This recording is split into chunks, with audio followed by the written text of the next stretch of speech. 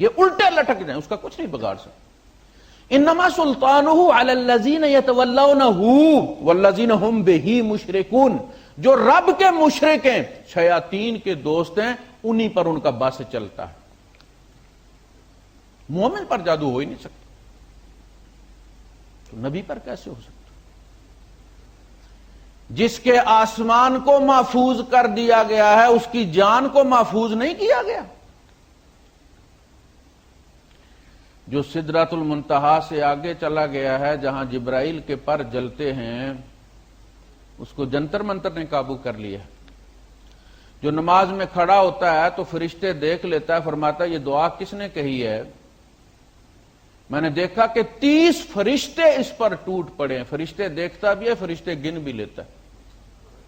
جس کے سامنے سے نماز پڑھتے ہو شیطان گزرتا ہے تو وہ اس کو پکڑ لیتا ہے اس کے حلقوم سے، کہتا میرا دل کرتا تھا میں مسجد نبوی کے دروازے کے باہر اس کو باندھ دوں تاکہ مدینے کے بچے اس سے کھیلیں، لیکن پھر مجھے اپنے بھائی سلیمان کی دعا یاد آئی، میں نے چھوڑ دی۔ جادو کیا ہے؟ جادو شیطانی قوتوں کا غالب آ جانا ہے، ہیک کر لینا۔ جس نبی کے دل و دماغ پر قرآن نازل ہوتا ہے، اس نبی کا دماغ ہیک ہو گیا ہے، اور صرف اسی کا، وہ اس کے بعد کسی پر ٹرائی کسی نے کی ہی نہیں۔ چلو جی حضور کا سال بعد سال 360 دن ہوتے ہیں، اس دوران جو حضور نماز میں بھولتے رہے تو پھر جادو کی وجہ سے بھولتے رہے تھے، ہر چیز مشکوک ہو گئی نا۔ پھر تو ابو ہریرہ رضی اللہ عنہ کی ساری حدیثیں مشکوک ہو گئی، جادو کی کیفیت میں کہی گئی ہیں۔ کان یخیل انہ کان یقول وما قال، وہ خیال کرتے تھے میں نے کہہ دیا جبکہ انہوں نے کہا نہیں ہوتا تھا، خیال کرتے تھے کہ انہوں نے کر دیا اور کیا نہیں ہوتا تھا، خیال کرتے تھے بیوی کے پاس سے ہو آئے ہیں اور نہیں آتے تھے۔ ساری بیویوں کی طرف سے شکایت آنی چاہیے۔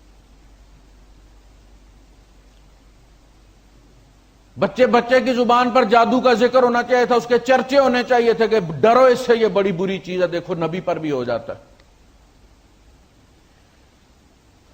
ہمارے آپ دیکھیں جو حضرات موحد حضرات، وہ لوگوں کے کلپس ڈالتے ہیں یوٹیوب پر، پھر اس پر تبصرہ کرتے، دیکھو یہ مشرک ہیں، یہ پیروں کے پاس جاتے ہیں، اور ایک ایک پیر نے 300 عورتوں کو حملہ کر دیا۔ وہ جادو نکلوانے گئی تھی ان کے پاس، جادو تو نہیں نکلا، انہوں نے بچے نکال دیے۔ اور بھائی صاحب یہ فتوے لگانے سے، ان پر فتوے لگانے سے تو یہ شرک ختم نہیں ہوگا، شرک کی تمہاری اپنی فیکٹری تو بخاری شریف میں لگی ہوئی ہے۔ پاؤں کے نیچے سے زمین تو اس نے نکالی ہوئی ہے کہ جب نبی پر ہو جاتا تو تم کس کھیت کی مولی ہو۔ لہذا ہر بندہ ڈرتا ہے، جب ڈرتا ہے تو علاج کروانے جاتا ہے، علاج کروانے جاتا ہے تو پھر جیلی، دیکھنا دبئی آنے کے لیے بندہ گھر سے نکلتا ہے تو جیلی ایجنٹوں کے ہاتھ پھنستا ہے نا، اگر اسے پتا ہو کہ جادو ہوتا ہی نہیں ہے، بیماریاں ہوتی ہیں، تو وہ جائے گا کیوں؟ اچھا اس کی پھر 2 قسمیں آگے کر دی، ایک کالا جادو، ایک چٹا جادو، ایک شیطانی جادو، ایک روحانی جادو، ایک شیطانی علاج، ایک روحانی علاج۔ ہمارے بزرگ جو ہیں وہ سفید جادو کی دکان کھول کر بیٹھے ہوئے ہیں، مولوی حضرات جو ہیں وہ سفید جادو کی دکان، روحانی علاج کی دکان ان کی بھی چل رہی ہے اسی حدیث پر۔ لوگ اس حدیث کے دڑائے ہوئے پیروں کے پاس جاتے، ڈرائے ہوئے پیروں کے پاس جاتے، اور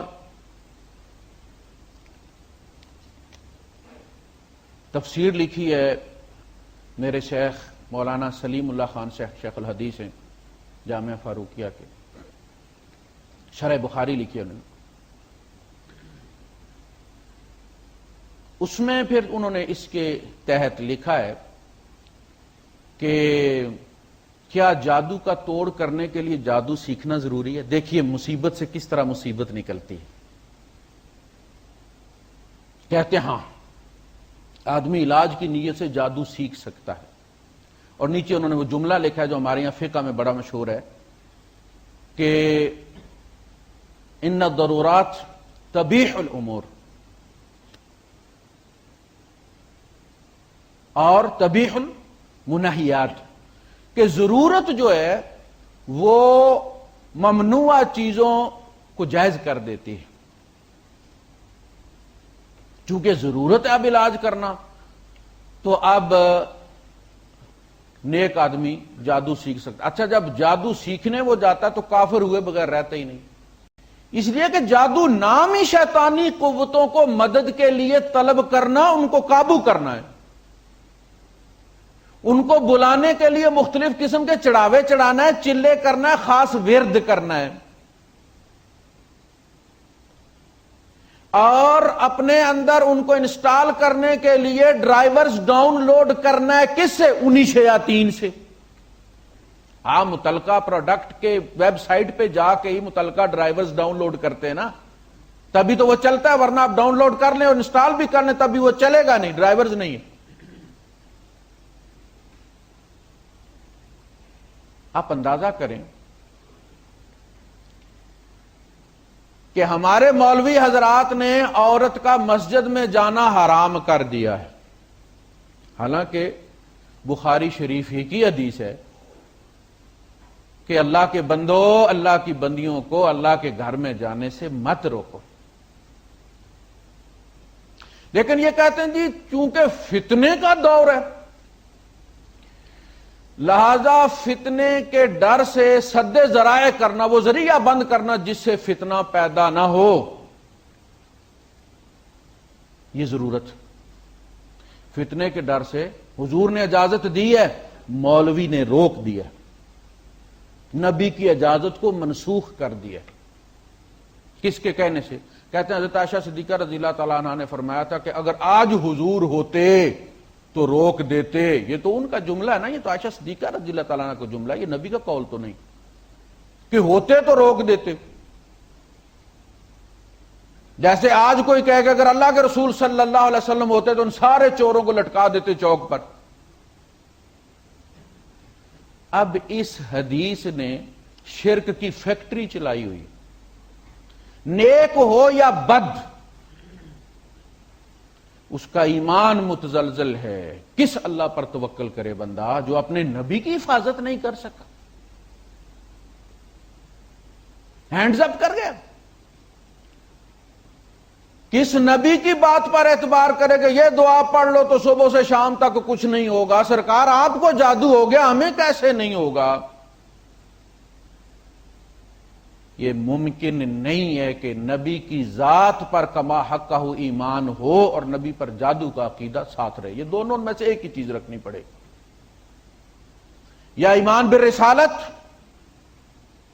یا ایمان بالسحر. پھر اللہ پر ایمان، بڑا حی بڑا قیوم یفعل ما یشاء، پتا ادھر سے ادھر نہیں ہو سکتا اس کے حکم کے بغیر. اتنی شان بیان کر کر کر کر کے پتا چلا کہ وہ تو اپنے نبی کی بھی حفاظت نہیں کر سکا. اس وقت اللہ پاک کہاں گیا ہوا تھا جب جادو کر دیا لبید ابن عاصم میں؟ لنچ بریک پر، چھٹی تھی، کوئی پیچھے سے داؤ چل گیا اس کا، یا اللہ بھی دیکھ رہا تھا مگر کر کچھ نہیں سکتا تھا؟ وہ تھا اتنا طاقتور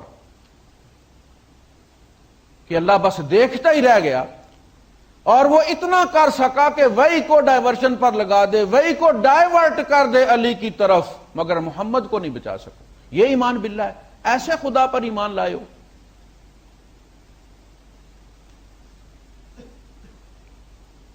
جادو برحق نہیں ہے، نبی پر جادو نہیں ہوا ہے. یہ اس بندے کا دماغ خراب تھا، ہشام کا دماغ خراب ہو گیا تھا. کاش اس کی عراقی حدیثیں نکال دی جائیں جس طرح امام مالک نے نکال کے پھینک دی.